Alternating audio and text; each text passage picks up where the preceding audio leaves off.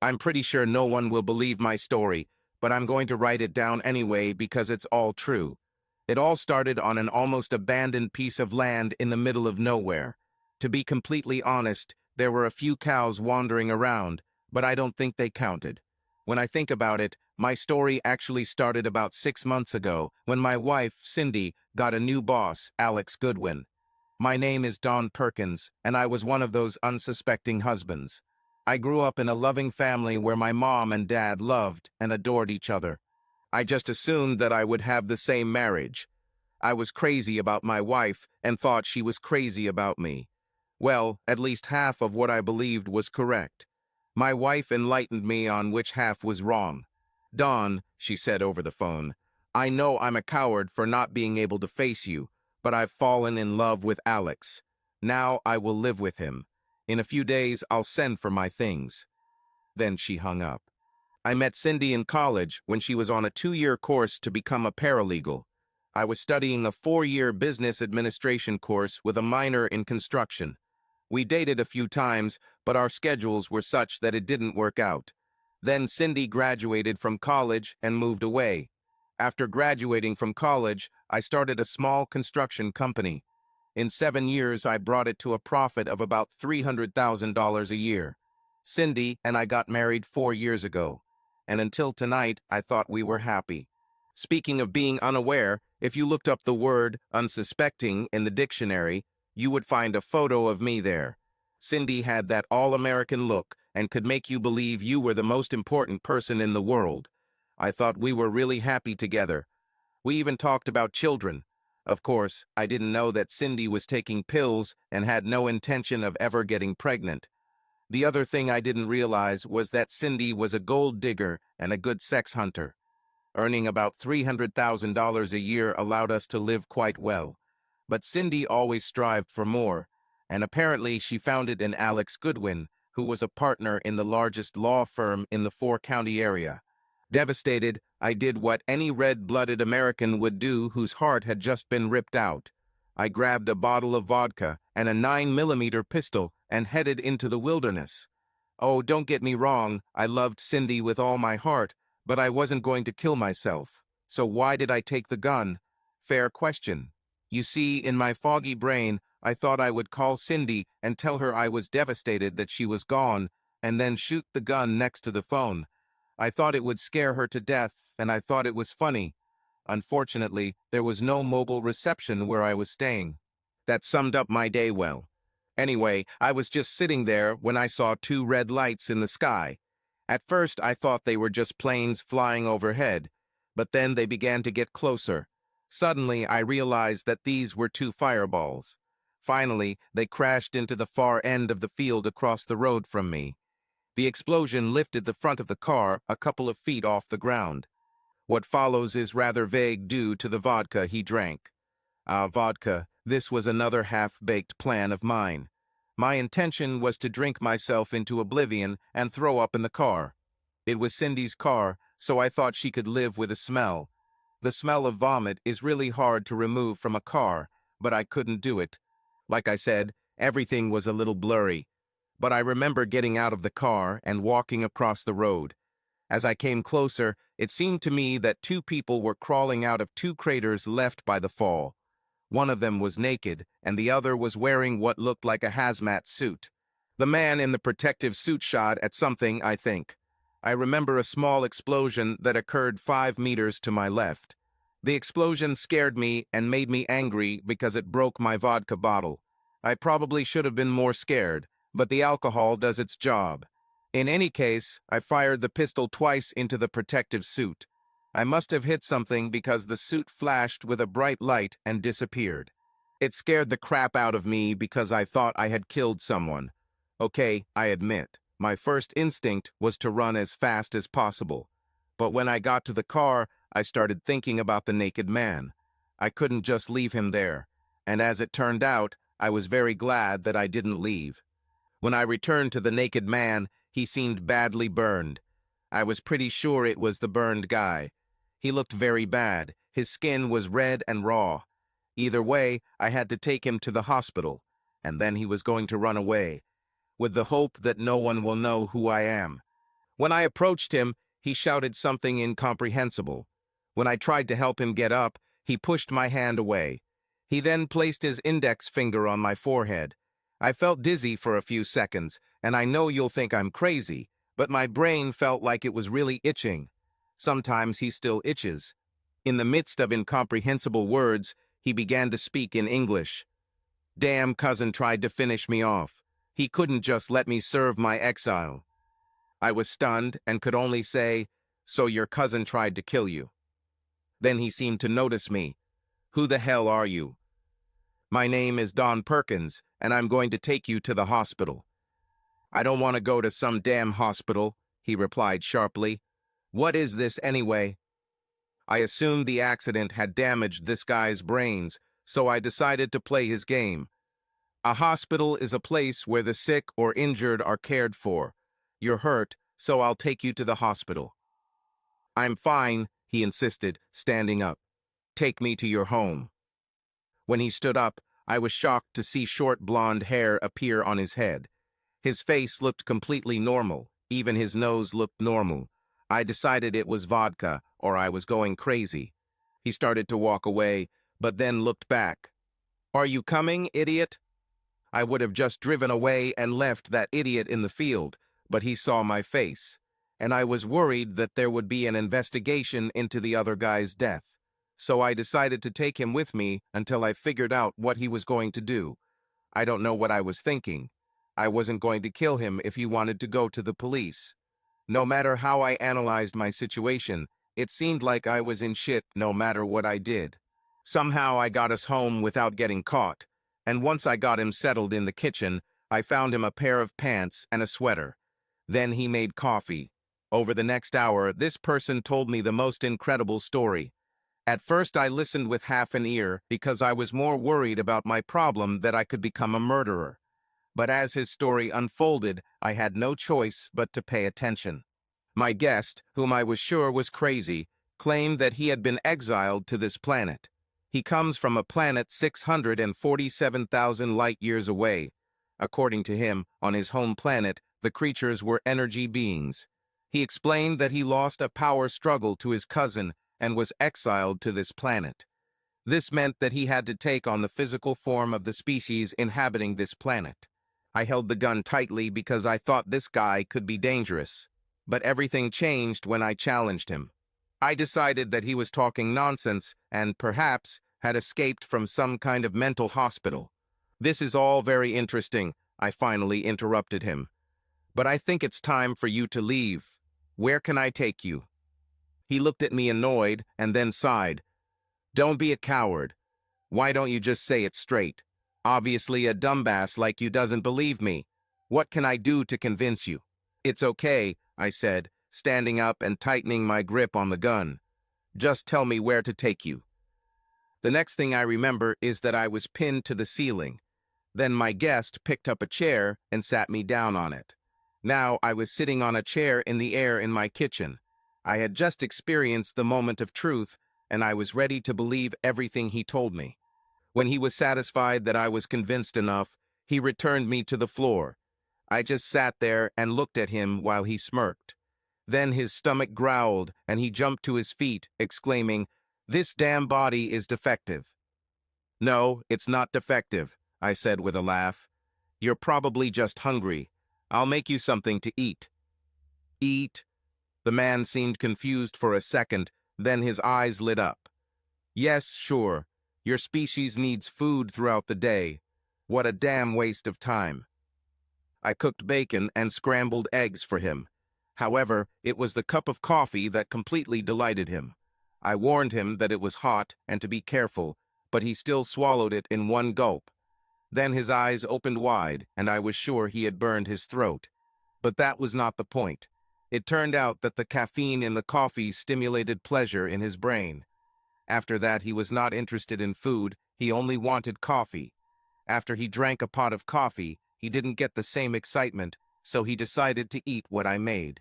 After he had eaten a dozen eggs, a pound of bacon, half a loaf of bread, and another pot of coffee, my guest began to yawn. However, during the hour he spent eating large quantities of food, he explained how he ended up in his current situation. In a confusing exchange, my guest explained that he had lost some kind of power struggle for leadership of his home planet to the equivalent of a cousin. But that wasn't exactly what one would call a cousin.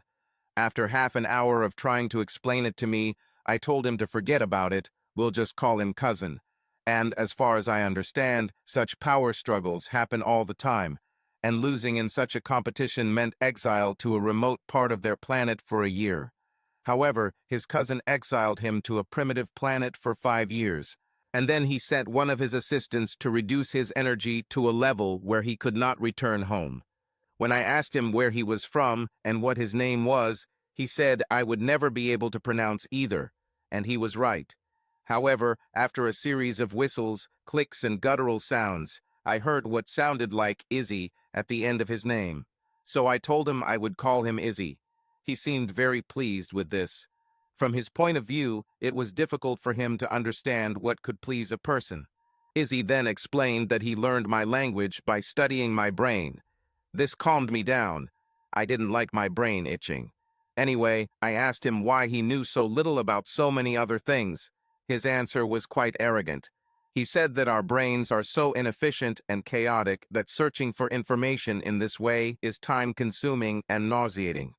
Throughout our conversation, his answers were filled with profanity.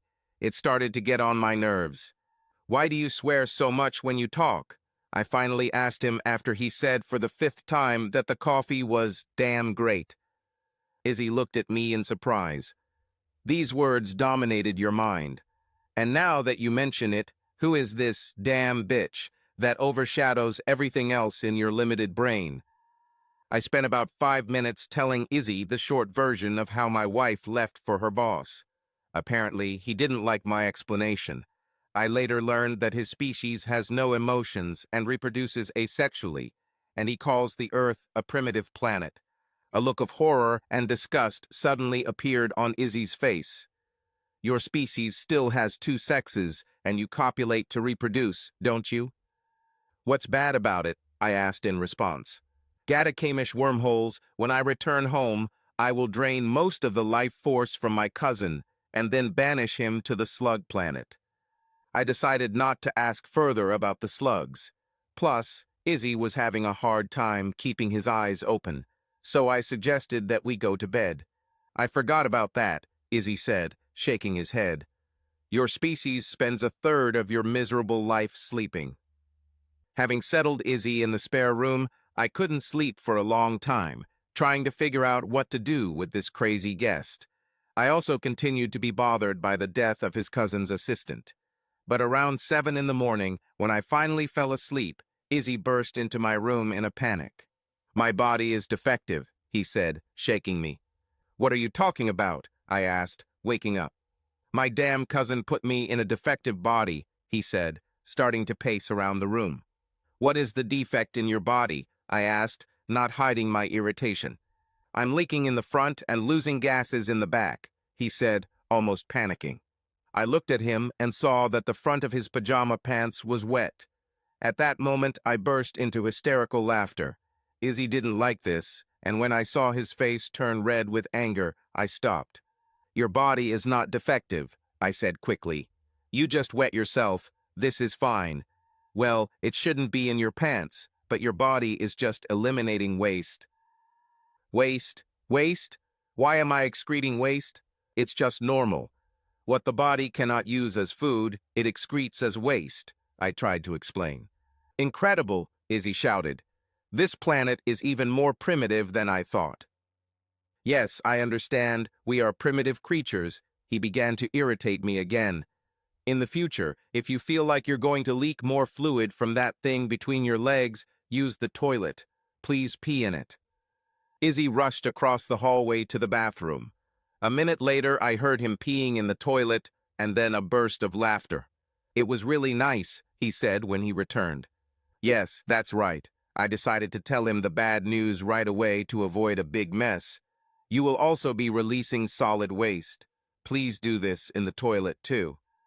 An expression of uncertainty appeared on his face. "Will it come out of your mouth? If so, how does it taste?" "No," I shook my head. It won't come out of your mouth, and to save you the unpleasant experience, don't even think about tasting it. It will come out of the back of your body. Izzy's face suddenly lit up with excitement. Does this feel good? I nodded. There's nothing better than sitting on the toilet and having a good pee in the morning. With that, Izzy rushed back into the bathroom, and I heard the sounds of a man relieving himself.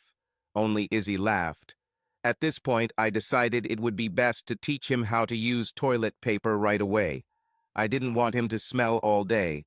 At this point, I wasn't sure if I'd be able to get him into the shower soon. At breakfast, I learned that Izzy likes Captain Crunch and Trix cereal. He ate a box of each. Then Izzy started asking me a bunch of questions about life on Earth. I answered all his questions until he started asking about Cindy and her boss Alex. Then I became somewhat defensive. This only made Izzy more curious. He eventually demanded to meet with both of them. I refused. Why can't I meet them? He complained. They are clearly causing you a lot of pain. Don't you want this to stop? Now Izzy had my full attention, and I was ready to consider meeting them. But first I wanted to know what my alien visitor was talking about. How are you going to stop them hurting me? I asked and quickly added, you can't kill them if that's what you mean. Kill? Who said anything about bloody murder? Izzy said, somewhat taken aback. We cannot knowingly kill another living being. It is part of our core essence. If one of mine deliberately kills another being, that act will end with its own existence. What about your cousin's assistant? I killed him. Will this cause you problems? Izzy snorted. You didn't kill him. You scared him to death. He simply dissipated his energy to escape. My memory is a little fuzzy about last night, I said skeptically. However, I am confident that I destroyed the one who was pursuing you. It seemed to explode when I shot it. Besides, why did he try to kill me? Izzy chuckled. You couldn't kill one of mine even if you dropped one of your nuclear bombs on us. We are pure energy. The suit he wore was simply so that he wouldn't have to go through decontamination. Now he is returning to our home planet. However, without his interdimensional ship, he will have to search for the nearest wormhole. It will take him 4 or 5 Earth years to get home. And he didn't try to kill you. He was just trying to scare you. I digested this for a few minutes and then returned to the topic of Cindy and Alex. So again, how are you going to stop them hurting me? A sinister smile appeared on Izzy's face. It depends on what you want to do. I can change your feelings for your wife. I can change her feelings for you. Or I can change the feelings of the man who stole your wife. Can you really do this? I asked because it seemed too good to be true. Yes, I can, but I won't do anything until I've looked through their minds. I'm not going to spoil them if they don't deserve it. Somewhat disappointed, I nodded. I had to admit that I was only looking at everything from my point of view. However, Cindy swore to be faithful to me and broke that vow. In my opinion, it would have been a completely different matter if she had simply come to me and asked for a divorce. But Cindy didn't do it. Instead, she decided to cheat on me. As for the idiot Alex, he got involved with a married woman. Only the lowest brat does such a thing. After explaining my feelings about this, I allowed Izzy to view my memories of my relationship with my wife directly from my brain. After that, at Izzy's suggestion, I arranged a meeting with Cindy and Alex under the pretext of discussing our separation. I told Izzy he could pretend to be my lawyer. Lawyers were a concept Izzy didn't understand. When I explained what they were, he immediately disliked them. They sound like damn leeches. You understand the concept of a lawyer very well, I said with a smile. I made an appointment for lunch with Alex and Cindy. Then I took Izzy shopping for new clothes. He insisted on driving, which I strongly objected to.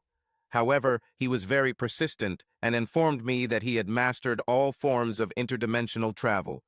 For him, controlling an earthly machine was child's play. But after he ran over my rose bushes and knocked over my mailbox, he let me drive. The thought of paying for things before leaving the store was completely foreign to Izzy. It took a lot of persuasion and about $300 on a credit card to buy all the shit Izzy wanted before I could dress him. On the way to the restaurant, Izzy explained that he just needed to touch their skin to get the information he needed. It would be faster if he could touch their foreheads, but I explained that this was not socially acceptable. We also agreed that once Izzy had all the information he needed, he would tell me which of the three options would be acceptable. Izzy said that, in the worst-case scenario, he would be willing to eliminate my love for Cindy completely. As for whether he will allow me to take revenge on these two, it will depend on whether they deserve it or not. Surprisingly, revenge was a concept that Izzy said his people were very familiar with. Honor and respect were paramount. If someone had offended someone, elaborate revenge schemes would be developed to punish the culprit. And because there were so many different actions, thoughts, or gestures that could be considered an insult, Izzy said that his people spent an enormous amount of time devising ways to take revenge. After hearing this description of his people, I couldn't help but think that this supposedly advanced civilization was clearly wasting a lot of time on nonsense. Of course, I kept this opinion to myself.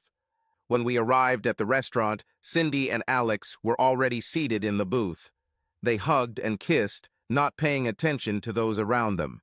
This caused a lot of emotions in me, and my anger began to rise to the surface. Izzy must have realized this because he stopped me. Keep your damn mood under control. If you corrupt their minds with your bullshit anger, I may not get accurate data, and I may not be able to make the changes I want at this time, so don't be a jerk. No matter how bad his speech was, it achieved its goal. I hid my displeasure and put on a fake smile. Cindy, Alex, I said calmly, this is my lawyer, Mr. John Smith. I'm glad we can sit down and work things out in a reasonable way. Izzy shook their hands, and we sat down in the booth across from them. I then explained that I was willing to split everything we earned during our marriage $5,050. We will sell the house and split the proceeds. Since there are no children, there will be no child support. Alex just grinned at me.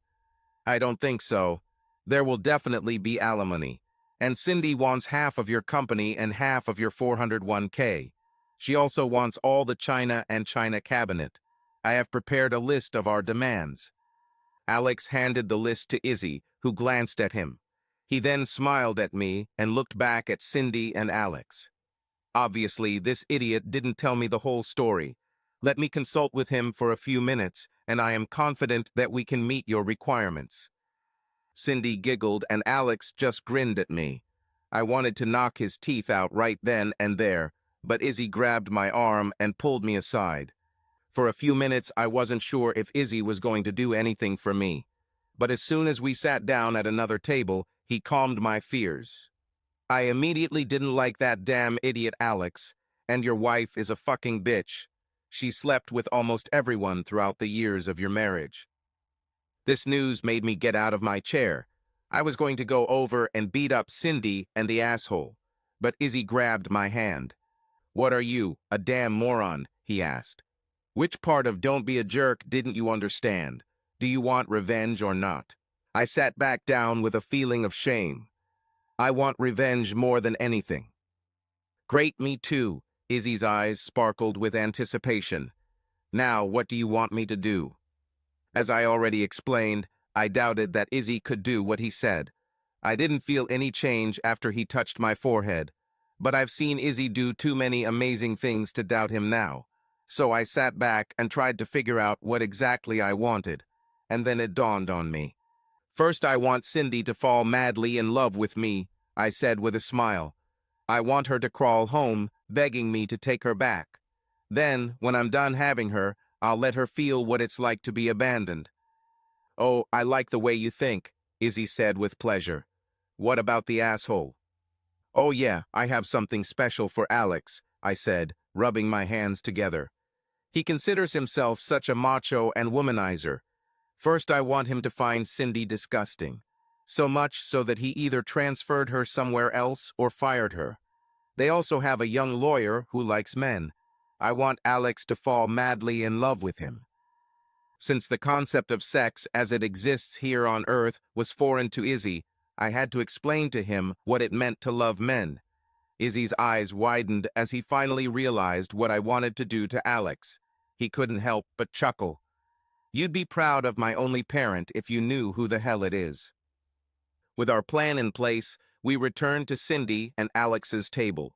Izzy explained that we agreed to the terms Alex laid out.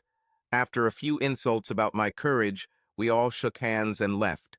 After leaving the restaurant, I explained to Izzy that I needed to check on things in the office to make sure several projects were going according to plan.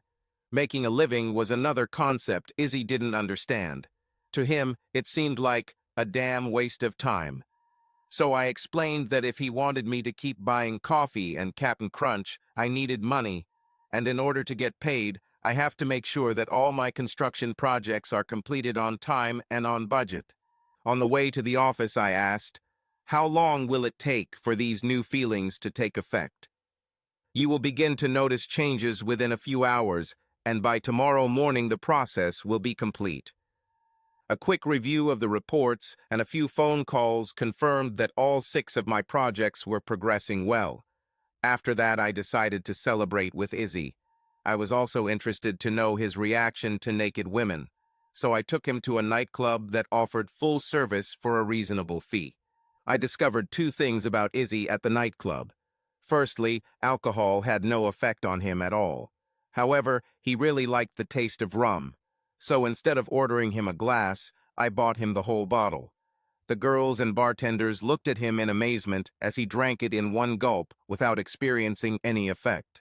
As I slowly slipped my whiskey and soda, Izzy grabbed my hand and pointed it between my legs. I immediately noticed that he was excited. "No, your body is not defective," I said with a grin. "In fact, I would say it is operating at peak efficiency." "But how can I remove it?" he asked, starting to finger himself. "Well, there are 3 ways to handle this," I said as I saw one of the dancers take off her top. She had magnificent breasts. "You can wait, and it will go away eventually. You can help yourself. Or you can have sex with a woman. Of the 3, I definitely recommend the third option. Are you interested?" "Fucking sure." He immediately began unbuttoning his pants. "Don't be so impatient," I said, moving his hands away from his pants. "I have to pay first." "This whole concept of payment is just a pain in the ass," Izzy grumbled. I didn't know how Izzy would react to the whole sex process, so I only paid for one girl. However, I told the guy who took the money that if Izzy wanted another girl, he should just take the money from me. After 5 girls, I decided that Izzy was enough for today. He was disappointed, but agreed to leave. I spent the rest of the day showing Izzy around the city and explaining how everything worked. Of course, we stopped at the grocery store to buy more coffee, Cap'n Crunch, tricks, and whatever else Izzy was interested in. By the time I brought him home that night, he was still full of excitement. As we sat drinking coffee, I suddenly realized that I no longer cared about Cindy. It was like the first time I met her. I thought she was attractive and wanted to get to know her better. But other than that, nothing. The intense pain that was burning me from the inside disappeared. The next morning, after a box of tricks, a pot of coffee, and a large chocolate bar, I managed to convince Izzy to take a shower. He thought it was funny up to a certain point. I didn't tell him that he shouldn't eat soap. So sue me if you want, it's a small town, not much to do. He was still trying to get rid of the taste of soap in his mouth when I pushed him into the car and drove to Cindy's office. I typed up an agreement that included all the demands that Alex was making on Cindy's behalf. When we entered the law firm, I didn't notice Cindy in her usual place, and Alex's office door was closed. I looked at Izzy with a questioning look. He, in turn, shrugged. I couldn't help but wonder if that revenge part had worked. "Marge, is Cindy here?" I asked the secretary. Marge looked around to make sure no one could hear her. "Dawn, she's in the dining room. I'm sorry to hear that you are breaking up. I think she's starting to doubt her decision. In any case, Alex announced that he was transferring her to another office. I don't know what that means." "Do you mind if I stop by and give her these documents?" I insisted. "Certainly," Marge replied, looking around again. "All partners, except Alex, are now out of the office, and he's in his office with Roger, one of the new lawyers, and this is also strange." Why? I asked, unable to contain my smile. Roger loves men, and Alex resisted hiring him with all his might. Izzy was now chuckling quietly and rubbing his hands. Just great. I left Izzy in the reception area and headed to the dining room. Cindy sat there, crying bitterly, surrounded by 3 other women. "Excuse me, Cindy," I knocked on the door frame. "I have some documents for you." Cindy raised her head and ran into my arms. Then, choking on words, she said, "Oh, Dawn, forgive me. Can you forgive me? I understand now that you are the only one I have ever loved. Is there a chance that we can make things right?" I was almost tempted to tell her right there that it was over between us, but I decided it would be more fun to bring her home. I decided that a few weeks of sex before quitting would be quite fun. Yes, I was an asshole, but as Izzy would say, go to hell. I was going to enjoy the sex and let Cindy feel the pain she had caused me. As I pulled her away from the other women, I noticed the look on their faces. They looked dreamy, as if they had just witnessed some romantic moment.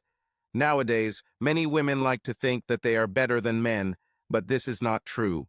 They're just different. I think the most striking difference is in the way men and women perceive sex. Most women want some kind of emotional connection with a guy, plus a million other conditions, before they agree to have sex. For guys, it's enough for a girl to just come naked with 6 bottles of beer. And even beer is optional. When Cindy and I arrived at the main office, it was in complete chaos. I saw Izzy at Alex's office door, and it looked like he opened it. There, in all his glory, Roger had sex with Alex. I have to admit, this surprised me. With the office in complete disarray, Cindy, Izzy, and I left. When we got home, Cindy dragged me into our bedroom. I stood up and took off my clothes. At that moment, I noticed Izzy sitting in a chair in the corner of the room. I felt a little awkward at first, but then I thought, to hell with it. If he wants to watch, he deserves it. As I pulled away from Cindy, I saw Izzy standing a couple of feet from the bed. He rubbed his hands and opened his eyes wide. That was incredible. Izzy didn't move, but his breathing quickened. I understood what he wanted. At first I wanted to refuse him because she is mine. But then I realized that I had no feelings for Cindy. Now she's just good sex. "Do you want to try?" I asked Izzy. He immediately started nodding his head. "Cindy," I told my soon-to-be ex-wife, "Izzy wants you. You'll do this for me, right?" I noticed that she didn't really want to have sex with Izzy. "Do you really want me to handle the check with your friend?" "This will make me so happy," I lied slightly. Now it was my turn to watch.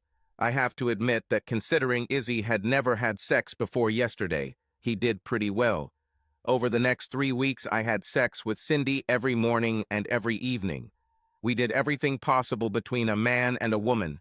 Strangely, Izzy didn't want anything to do with Cindy after the first time. When I asked him about it, he explained that she was such a selfish bitch with such negative energy that he didn't feel comfortable being around her. At the end of the 3rd week, Izzy and I decided to go on a trip. By then, I had sold my construction company and put the money in the bank. I didn't get what it was worth, but Izzy said not to worry because he would make me a lot of money. On Monday morning, 3 weeks later, I told Cindy that I was leaving her. "Cindy, remember when you called me and told me you were leaving for Alex?" I asked her while she was preparing breakfast. She lowered her head and muttered how sorry she was. "Well, you said you didn't have the courage to face me. But you see, I have the courage to meet you. Cindy, I'm leaving you, and here are the divorce papers. I sold the business and split everything 5,050. Here's a cashier's check for your share. Izzy and I are going on a trip. I wish you a good life." We had already loaded my car, but it was very difficult to leave the house. Cindy lost control and fell to her knees, begging. She grabbed my leg and didn't let go. She kept screaming, "Don't leave me. I love you so much." I finally had to lie to her. I told her I would put the divorce on hold, but I needed time to myself. She finally let go and I quickly left. Once on the road, I asked Izzy where we were going. "To Vegas, baby. We're going to fucking Las Vegas." I don't have a problem with that, I told him, and then asked, but why? Two reasons. Firstly, there are games of chance there that will not be gambling for us. Secondly, there is a lot of easy sex there. We spent 2 weeks in Las Vegas, and I'm sure the casinos were glad we left. We won almost $8 million from the casino, and they did it in such a way that they couldn't complain. If you play blackjack and start winning, the casino accuses you of card counting. So we started playing roulette. But we didn't choose numbers, we just bet on red or black. Then we bet on even or odd. After we cashed out our winnings and deposited the money in the bank, the casino gave us a suite for free. They desperately wanted us to stay so they could get their money back. The suite was gorgeous, and while I was fixing myself a drink, Izzy decided to explore. The next day, Izzy wanted to go to the girls of Easy Virtue. I must admit that I was curious too. On the way to the chicken coop, Izzy explained what he was going to do. As the girls pass in front of us, Izzy will touch each girl's forehead and instill a desire in them so that they will feel an overwhelming desire to be with one of us when we call. As Izzy explained, we will have to pay for the first time, but after that we will have a choice for free. Like I said, we left Vegas with about $8 million. I asked him why we didn't stay there and continue winning money. He said that what he was doing to allow us to win was draining his energy too much. So we continued traveling, stopping wherever something caught Izzy's curiosity.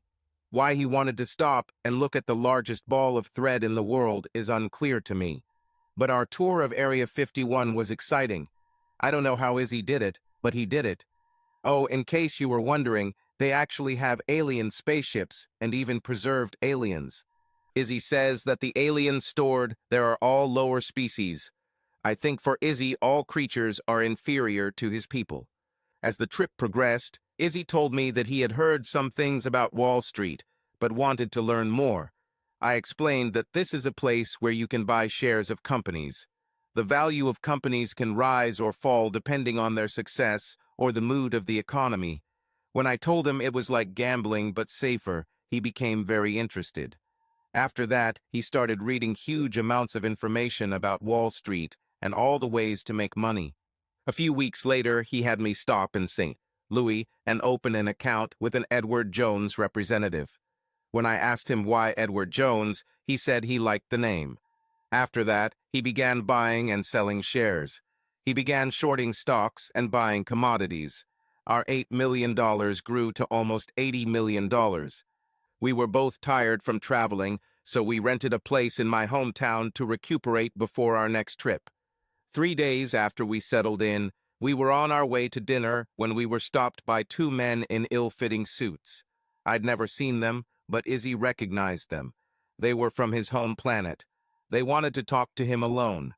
One thing you can say about Izzy, he was almost always in a good mood. He smiled often. Izzy admitted to me once that he was furious when he was exiled to this planet. Now he hoped that his cousin would simply forget about him. According to Izzy, he was having the best damn time of his life. When Izzy returned from talking with the two men, his shoulders were slumped and there were tears in his eyes. I've never seen him cry. What's happened? Did someone die? I asked. No, but my cousin was overthrown, he answered sadly. My exile has been cancelled. Are you going home? I asked, concerned that I might lose my partner. I have no choice, he explained. When my cousin was overthrown, I became the new ruler of my planet. Oh, I said quietly, then you'll have to leave. I'll miss you. I have 24 hours to prepare, and then they will come to accompany me home, Izzy said with a sigh. A moment later, his smile returned.